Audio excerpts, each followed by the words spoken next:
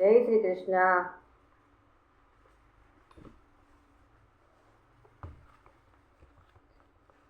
તસ્યં સંજનયેન હર્ષં કુરુ વૃદ્ધઃ પિતામહ સિંહનાદં વિનદ્યોશ્ચ સમ દ્રધમો પ્રતાપવાન.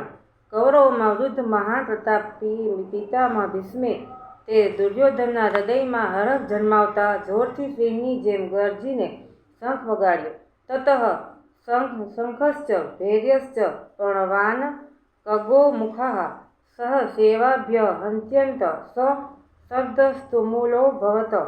પછી શંખ નગારા ઢોલ મૃદંગ તેમજ રણશિંગા વગેરે વાદ્યો એક સાથે જ વાગી ઉઠ્યા. તેમનો એ અવાજ ઘણો ભયંકર થયો.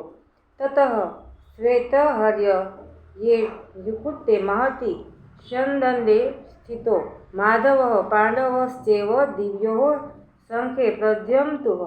ત્યાર પછી શ્વેત અશ્વો જોડેલા ઉત્તમ રથમાં બેઠેલા શ્રી કૃષ્ણ મહારાજે અને અર્જુને પણ અલૌકિક શંખ વગાડ્યા. પાંચજન્યમ ઋષિકેશો દેવદત્તમ ધનંગજ્યઃ પૌંડ્રમ દદ્મો મહાશંખ ભીમકર્મા રૂકોદરઃ.